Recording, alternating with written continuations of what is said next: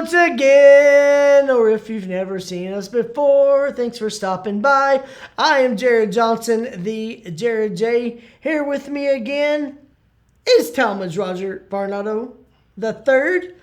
We're going to be talking a little bit about staying on the NFL, but taking things in a little bit different direction. And this is actually a topic that Talmadge suggested and pitched to me probably 2 months ago now, that we're just now getting around to, because, well, a lot of ideas bounce and flow, and so sometimes we'll think of something and then get to it later. So, Talmadge, why don't you introduce the topic for us today? All right. Well, we decided that we were going to talk about the top, or at least our projections of the top rookie fantasy football options for the coming season. And obviously, most of these are going to, all of them are going to be offensive picks. We don't pick defensive players. There are some leagues, believe it or not, Cleveland Browns defense is a top rookie. That can't be because a team can't be a rookie. But they're not rookies, right. yeah. So other than that, they may have some rookies, but yeah. So so we're talking, and this would be, are we breaking it down to specific league types or across the board? The way I was thinking was full point per reception leagues. Okay. But most of what we say probably is applicable in most leagues, I would think. Yeah. But anyway, that's kind of my mindset. And if nothing else, this would help someone in a dynasty type league. In a dynasty more than anything, because you're building for the future, and so these are all rookies. So yes, I would say in a dynasty format, this was maybe even be more applicable. For those of y'all who have played fantasy, you know what I mean. If you haven't, maybe you'll get some education here today. And I think we're trying to get a good mix too, because you'll have the players that everybody, the obvious choices. Yes. And hopefully we've got a couple of gems in there as well that you might not think of. Right. So now that has been established, Talmadge, why don't you kick us off? Name somebody from your list. Well, I'll name the most obvious because he was the number one pick in the draft. So we'll start there. Caleb Williams. The reason why I would pick him is, like I said, he's the number one pick in the draft, so the talent is there, but also more than likely he's going to get a ton of opportunity. He's going to be their starting quarterback. Starting quarterback from day one, unless he gets injured, yeah. He has one advantage that some rookie quarterbacks don't get, and the Bears already went out and got offensive pieces for him. A lot of times rookie quarterbacks fall into that trap of they're going to a bad team with no offensive weapons. Well, Chicago fixed that. They've already got That's not a problem. Yeah, from day one. Most people say he's pro-ready. I'm not going to say I totally agree with that, but I can see why they do say it. So a lot of times it's talent plus opportunity equals success. So he'd be a choice that's obvious, but also smart. Yeah, I think, and especially if you are building a dynasty. Fun fact, I joined my first dynasty league just last week. I did not draft Caleb Williams, but I was not against it. I do have him in one of my other leagues already this year that's not a dynasty for the reasons you mentioned. He's got weapons around him. Chicago did a great job saying we're going to find out right now if he's pro ready. Yeah. We're not going to blame it on, but he didn't have the weapons. No, they've surrounded him with talent, and if and his talent's there, whether he's pro ready, we'll see. It still may take him a little while because he's still a rookie. Right. But the talent is around him, so I think that's definitely a good choice. All right, I'll kick us off with another obvious choice. And I'm going to stay with the quarterbacks. Jayden Daniels, Washington Commanders. Heisman winner from a year ago. Over 3,800 yards passing. Over 1,100 yards rushing. You've heard me probably say, or maybe in other episodes, I'm a huge fan of the dual threat quarterback. I'm a huge fan of Jayden Daniels. I did draft him in my dynasty league that I joined last week. So I've got him on, I think, 2 of my other fantasy leagues. And I drafted him as my starting quarterback in my dynasty because he's a guy that I want to have around. I think he's going to be good for the next few years. That athleticism, that rushing upside, I think puts him over the top of really, he's in the elite. He's up there with the Lamar Jacksons as far as the rushing upside. Has he proven it yet on the NFL level like Lamar? No. But the skill set's there. But the skill set is there. He doesn't quite have the weapons around him that Caleb Williams does. But he's got Terry McLaurin. Jahan Dotson might even look a lot better this year now that Jayden Daniels is there. If Eckler can stay healthy. If Eckler, and Eckler's a good receiver. Yeah. And then they got Brian Robinson Jr. So there are weapons. Their weapons are sneaky good. Yeah. You're right. I don't think when you're thinking of weapons, I don't think that's the first team you think of. No. But when you actually look at their roster, It's not bad. And No. even their backup quarterback, they went out and got Mariota, who is also an athletic quarterback. Yeah. Who could tuck it and run. So he's got someone that he can kind of bounce ideas off of, learn from those kinds of things. So Right. I think it's a better, well, we all know it's a good fit, but again, the weapons you're talking about, I think they're better than people really realize. Now, health's going to be big for them. Yes. And Jaden Daniels, too. He's 6'4", 210, and he needs to learn how to get out of bounds a Yeah, little bit yeah. more. He takes too many hard hits, especially some of these linebackers and safeties might be like, "Oh, okay, Mr. Heisman, you can come sprinting through here. Let me lay a shot Trying to on make you. a name for yourself I'm gonna on make me." a name. I'm gonna posterize you right now. You're not gonna juke me and score." So his health, to me, is kind of a concern. But I think in a full PPR league, I wouldn't be that shocked if he averaged between 16 and 19 points a game this year. Because the rushing upside's there. He could get 500 to 800 yards rushing this year. I wouldn't be that shocked. He could I get wouldn't either. 7 to 10 rushing touchdowns this year. I wouldn't be that shocked. Plus the passing numbers. So I got a lot of confidence in And him. they're clearly building the offense around him. I wish they had an offensive-minded coach. You know who their coordinator is? Because their head coach is a defensive coach. I heard, and I'm trying to remember, because Eric Bieniemy's gone. Man, who is it? I've forgotten. I can't think of either. Okay. But that scares me a little bit whenever you have a young quarterback with a defensive-minded head coach. But hopefully they've got a good offensive coordinator and quarterbacks coach. Yeah. to foster Oh, it's Cliff development. Kingsbury. Oh. Cliff Kingsbury is their offensive coordinator.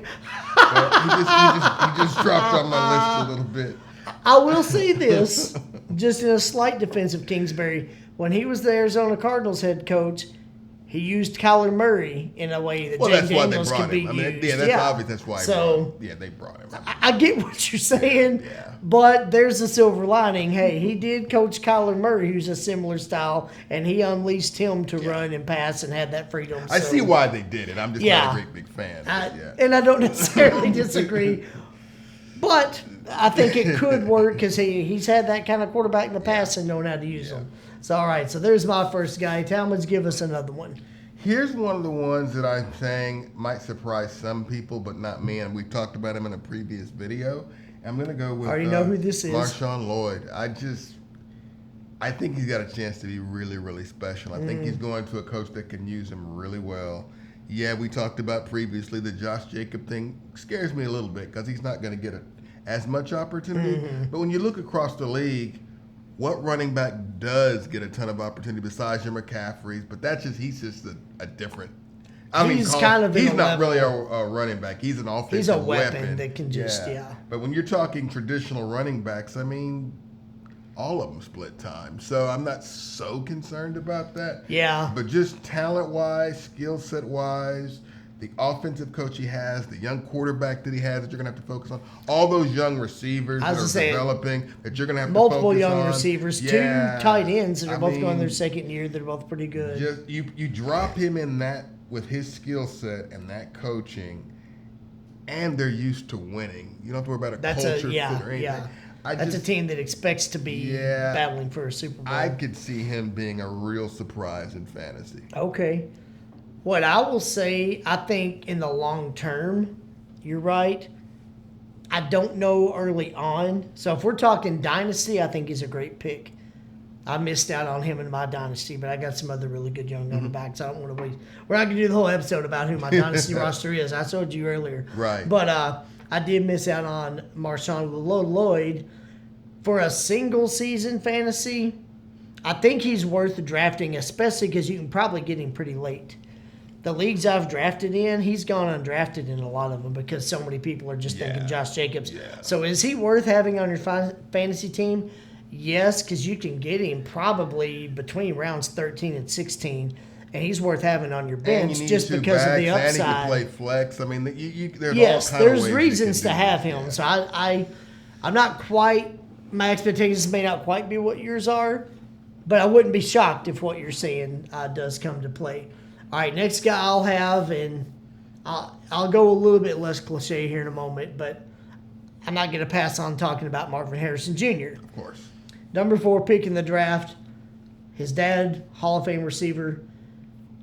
if there's ever been a pro-ready receiver, an NFL-ready receiver, he's one of the first ones that comes to No mind. question. Polished and ready to play. Played right at a now. great program at Ohio State, back-to-back 1,000-plus yard seasons, very polished, 6'3", 209. He's got speed, size. He's going to an Arizona Cardinals team who did not have a great record last year, but just like the Commanders, they've got some good weapons. And he's now their number one receiver. The only competition for targets really is their tight end, Trey McBride, who's Yeah. also very good. But the way teams throw the ball now, he could easily get 100 targets this year, even with I McBride could getting see a that. lot I could of see that. opportunity. Yeah.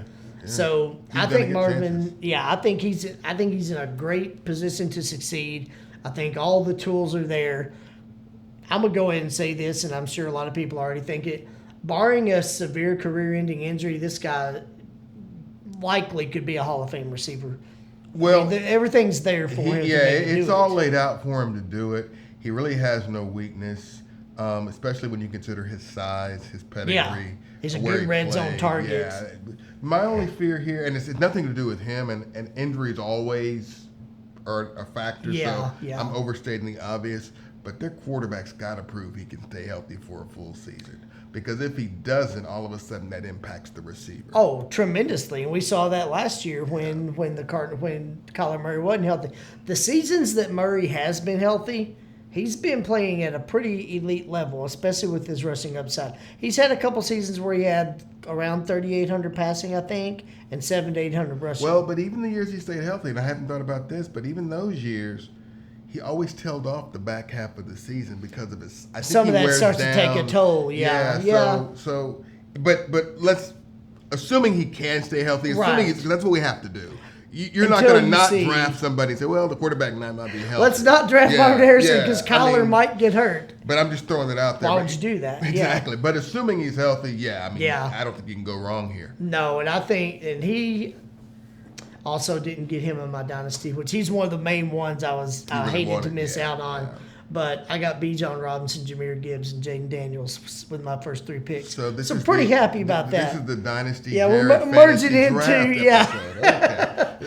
Okay. But Marvin, I think in a full PPR league, I wouldn't be shocked if he averaged 15 to 19 a Okay. game this year. For a rookie, that's a heck I of a could easily thing. see that, and but- I wouldn't be shocked if it's more. I was going to say, I wouldn't even be totally stunned if it's more, because if you look over the past few years, you look at what Justin Jefferson did as a rookie, Jamar R. pursued diligently, puking nicotine. All those guys were 1,000-plus yard receivers as rookies. Marvin Harrison, there's no reason to think he can't do that same thing. And if you don't know the references he made by their names, just rewind and keep listening. It'll come to you. I Yes, promise. it'll You'll trigger with figure you it out. at some point, or just keep watching, because I'm pretty sure I'll make those references again. So yeah, Marvin Harrison, I'm very big on, and that's my next one. All right, Talman, who else do you have? I've got a couple more on my list. My second from last would be Trey Benson. He's another one I'm not sure people would think of, but I liked him a lot coming out. To me, he's the second best running back in the draft. If you're just going by measurables and production, like Yeah. I say, I've already said who I really like, but I can't put him above. I see the what other you mean, two. yeah. But I would say him. I think he'll get some chances. Yeah, he's going to have to compete for time, but running backs, I'm not so concerned about that anymore because they're all competing for time. Name me 5 lead backs, and I'll tell you you're lying. So I think he'll get some opportunity. Yeah. And I think running backs too. If you find creative ways to use him, he'll get more opportunities than you might expect. So just sneaky. Not as high as some of the others. This is probably more risky of a pick than some of the others. But if he's on your board late in the draft and you want to take a flyer on somebody, Yeah. I would definitely go with him. Well, and that's what I was going to say. Risky, but not necessarily contingent upon your expectations. If you're drafting Trey Benson in a 3rd round, when you could have gotten Yeah. Joe Mixon or Kenneth Walker III I or might Derrick question Henry, that, yeah. then you've taken a colossal Yeah. risk that you Yeah. did not need to take. Yeah.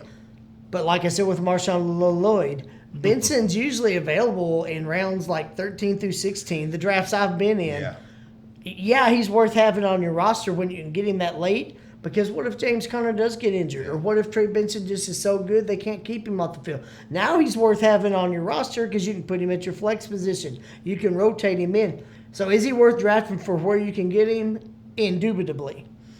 It took you longer to use that word than You know normal. what I was going to say? Just now getting to my favorite word in the English language, but that was a moment where it was indubitably the time to say it. There's no question. There's just no question. All right, next guy I have, I think he's been getting a decent amount of attention, but he wasn't coming into the draft as high as some of these people talked about. But that is Los Angeles Chargers wide receiver, Ladd McConkey. Well, it's funny you mentioned that because that's the last name I have on my list. Oh, as wow. well. Okay, Yeah. well, you know what? You take off with him, and then I'll finish up. I just. This first is of- what happens when we don't share our ideas ahead of time. First of all, I just think the guy has a way of getting open. He showed that, and he showed at a high level. When you're doing this in the SEC, you're legit. So, and plus, it's a skill that translates year one. If you can get open, you can get open. Yes. Now, you might not be able to deal with the physicality. You might have drop issues because of anxiety. I'm not saying you can't make mistakes as rookies. Right, But and getting you will. open doesn't change. I mean, if you could, especially the way he gets, he just has a knack for doing it. You don't lose that He's knack. one of the best young receivers at finding holes in the zone Yeah. that I've seen. It seems like, despite the fact that defenses should know him, he's finding those That's what seams I'm and just saying. getting himself open. And it's not the Marvin Harrison athleticism. He's just a great route runner that gets open. And I know stereotypically we're going to say, well, he plays the slot. He's more quick than fast. And that's probably true. I don't But disagree. he's got better speed than you would Yeah. realize. He can get open with speed and quickness. Decent size for a slot receiver. But more importantly, the reason why I put him on my list, the team he's going to. Yes. They don't have a lot of experience at receiver. They got the kid they drafted from TCU a couple of years ago. Who but hasn't panned He hasn't out. really done much. He's flashed here and there, but more no flash than More flash. than not, though. And so, really, they have no one else. So I think he's going to get a lot of opportunity. And then secondarily, he's got a quarterback that can get him the ball. So if you look at opportunity, talent, and who can get you the ball, When you that's add a all pretty that up, solid he's a pick. dangerous. Yeah. I concur. I think I have drafted him about 6 times in Okay. different leagues this year for all of because he's also not going real high. And how many leagues are you in if you drafted him I'm in about 6? I'm in about 15 right now. I see some more One podcasts coming. dynasty, and we haven't even drafted the one that I created that Talmadge and Chris and myself are in. So yeah, but yeah, McConkey, for all the reasons you named, he doesn't just his athleticism doesn't jump out and the speed and all that. As I said in a previous episode, if you're good enough to start for the Georgia Bulldogs, you're probably NFL ready, or you couldn't have even started there. He got overshadowed some by another guy that was on his team that plays a different position where he catches the ball, and I get that. But McConkey, especially because of where he went, look, there's no more Keenan Allen. There's no more Mike Williams, and he might would have gotten injured if he'd stayed there anyway. There's no more Austin Eckler. Yeah. I understand Jim Harbaugh. I understand Greg Roman, the offensive coordinator. I understand they brought over Gus Edwards. They wanted to run the ball. Great. Feed Gus Edwards some. But when you have an elite quarterback, not to be mistaken with a kind of good one, yeah. Justin Herbert had 5,000 yards passing 2 seasons ago. There's less than 10 guys in league history that have ever done that. Justin Herbert is a darn good quarterback. I'll say the word again. He's an elite quarterback. He's got that talent. You don't have, you're not keeping Justin Herbert just to hand the ball off. Right. If they wanted to change that whole offense and just pound the ball, you're trading Justin Herbert and getting whatever haul you can for him, Well, if and just you're- getting a lesser quarterback. And if you keep him, you're paralyzing your best weapon. You're I mean, paralyzing your best weapon if you just have him handing the ball off. So those passes have to go somewhere. And he's got to throw it sometime. So yeah, You're going to throw the ball some. Those passes have to go somewhere. McConkey and, in my opinion, Josh Palmer, another receiver who's in like his 4th or 5th year. He's had some injury problems. Both of those guys, I wouldn't be that shocked if they both had borderline or right at 1,000 yards this year. somebody's gonna have to. I mean, that's what I'm saying. Yeah, As much so, as yeah. you know Herbert's going to throw the Yeah, ball, yeah. I think McConkey is arguably in the best position of any rookie this year because of, like I you think said, so, the too. spots vacated and all the talk of, well, he's quicker than he is fast in the slot. How did Keenan Allen make his living? Yes. Same way. And like I say, he's actually fast. He plays He's faster than faster you than think. people think. I hate to. I just think it's the stereotypical, he's a slot white guy. He's more quick than fast. Right. But when you watch him play and break down film, he's got a burst of speed. He's got breakaway speed. And that's all you speed. need from the slot. And I've seen him run away from defenders in the SEC. Granted, not pro ball, but the closest thing to it. There's still, yeah. So, yeah. So, yeah, if he can run slants and get open, even if he's catching multiple 8 to 10 yard outs and getting tackled right there, if he gets 10 targets a game and he's doing that, he's moving the chains, he's still going to have a heck of a season. I'm projecting he could average 15 to 17 a game this year, contingent upon how he's utilized. All right, so that was the last guy you had planned. That's my list, yeah. All right, I'll just throw a couple of other guys out there. We'll stay with the University of Georgia. I'm gonna say Brock Bowers. Right. There could be some pushback of, yeah, but he's on the Raiders, and they've got Devontae Adams, and who's their quarterback going to be? All of that's valid, but I don't know if we've ever seen a guy coming out of college at the tight end position that was as good as he is. There's been some great tight ends in history. Won't go all into that. But Brock Bowers, what he did in college, man, you talk about a guy that can run routes and run after the catch and is dangerous. And I put it this way: he's a tight end in name only. He's a receiver. He is a good enough route runner and has good enough hands and good enough run after the catch. He's a receiver that happens to be big enough to put at the tight end position, but they can put him in the slot. Yeah. They can do so many things with him. They would be really, really unwise to not utilize him this year. Sure, they got Devontae Adams. Brock Bowers can open up the field more for him. You got to utilize this guy. Why'd you draft him if you are going to? Well, and if you're in a dynasty league, why do you care? You take him for whatever reason. You take him for all the road reasons. Anyway. I mean, okay, maybe he doesn't work out this year because of the quarterback or because of Devontae Adams. But he's going to work out next year or the year. I mean, yeah. This guy's got elite level talent, and what I'm about to say is a little crazy, but so am I. Well, no, you're a lot crazy. I was going to say, that's not true. I'm a lot crazy. You beat me to it. I'm a lot crazy. He hasn't taken a snap on the NFL level yet, but I'm confident in saying, barring a career-ending injury, one day I think Brock Bowers could be in the conversation of the greatest tight ends of all time. Where will he rank? I don't know, but I could see us 10 years from now talking about him in the conversations with Tony Gonzalez, Jason Witten, Travis Kelce. He's got the skill set. He's got the skill for it. I will say this about tight ends. It's really tricky. Most of the tight ends that have made the Hall of Fame or most of the tight ends that are elite nowadays weren't high draft picks. They weren't. Doesn't mean he can't be. Right. But we were saying the same thing about Pitts, 3 years ago? Kyle Pitts 3 years ago, yeah. And so I won't put that on him yet, but if you're saying, is the skill set there because of the size and the route running and the athleticism? Of course. Yeah. And, the tight ends, we talked about this earlier, Talmadge, Chris, and myself off camera. Most tight ends aren't going to get you huge fantasy points. So where you draft them, you got to be strategic. Last year, I think Hawkinson, Kelce, and Laporta all averaged around 14 a game in full PPR. That's usually kind of your top end. I think Bowers this year, contingent upon how he's utilized, he could get you maybe 10 to 13. I can see it. And that's a pretty big, like I said, that's putting him in the elite. Yeah, talent-wise, there's no question. Yeah, I'm not scared to say I think he could do that. And then the last guy, and then we'll land the plane on this topic. I got to say Xavier Worthy for the Kansas City Chiefs.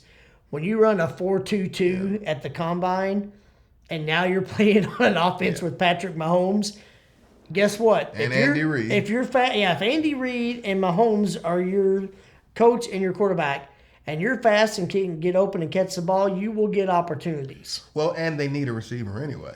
And they brought over Marquise Brown. We don't know what's going on with Rashid. And they need a receiver anyway. So Xavier Worthy, and it may take him kind of towards the later in the season to get full opportunity in that Chiefs offense. But I wouldn't even be that shocked if he averaged somewhere in the 12 to 15 point per game range as a rookie. Contingent upon utilization. He might average less, and that wouldn't surprise me a ton either, but he's got the skills. I could see it.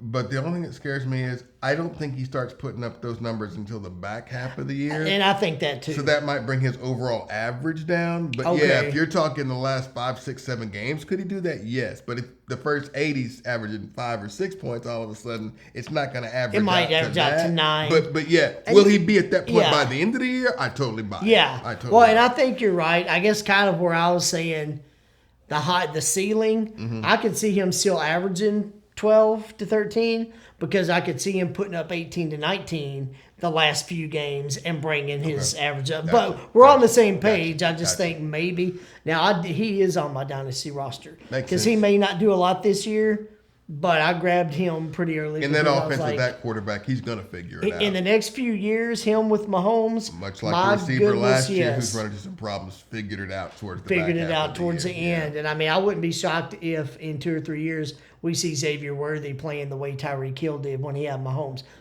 I mean, why couldn't Xavier Worthy Yeah, do that he's- eventually? He's he's got got the that same speed, yeah. that same skill set, that same level of speed. So, all right. Whether you're a fan of fantasy football or not, hopefully that was educational or enjoying or both. All right. Thank you all so much for joining us today. I hope you did enjoy it. If you liked the episode, please hit the like button. And if you've not done so, please also subscribe. It will help me to continue to bring you this type of content and many other types of content. If you disagreed with anything we're saying, or if there's some rookies that we didn't name that you think are going to really be big, I mean, there's some good ones we didn't get to. Put in the comments. Tell us if you think that J.J. McCarthy's going to be the best quarterback in the league this year. Tell us if you think Kamani Vidal That's is a going to short be. conversation. No, he won't. But comment if you still think that. Let us know what you think. Let us know who your top rookies for fantasy are this year, who you're drafting, who you think's not worth drafting, and why. Love to get a dialogue going on that. So for Talmadge Roger Varnado the third, I am the Jared J the first. Hope y'all have a great week, and I hope I see you again real soon. Now McCarthy does have some.